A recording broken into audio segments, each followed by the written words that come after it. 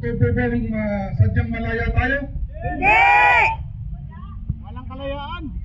Maligaya ba? Masaya ang ating kalayaan? Hindi! Hindi! Dismayado. Isang malaking sindikato ng gobyerno ngayon. Ano sabi mo? Isang malaking sindikatong gobyerno? Isang malaking sindikato ng gobyerno ngayon.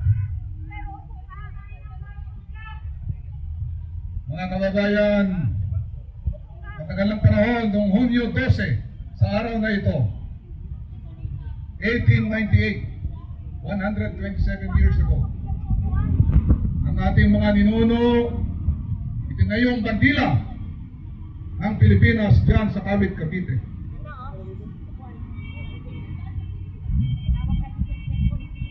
Yun papahiwatig, nagpapatunay ng mga Pilipino ay kayang tumayo, manindigan at lumaban. Pinakita nila na tayo ay may kalayaan.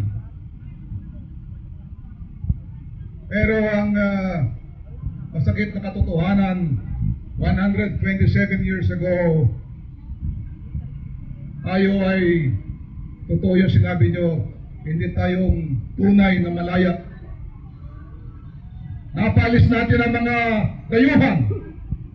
Pinalis natin ang mga Hapon, mga Amerikano, mga Kastila. Pero merong naiwan mga taong nandito sa ating bayan. Hindi sila dumating dito sa atin sakay ng mga barkong pandigma. Hindi sila nagsasalita ng wikang banyaga. Sila ay mga kapwa nating Pilipino.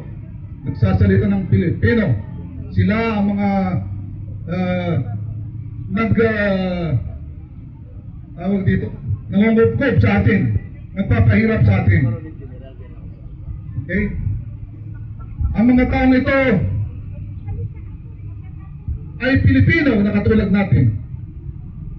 Sila ay nakaupo sa mga opisina ng gobyerno.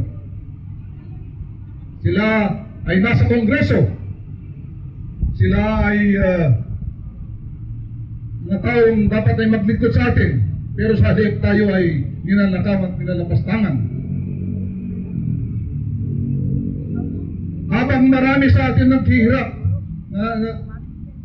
halos hindi makakain maghapon, hirap na hirap, mga magsasaka, mga manggagawa, kung ano-ano pa, sila ay nagpasasa sa kanilang mga ninakaw na pera sa ating bayan.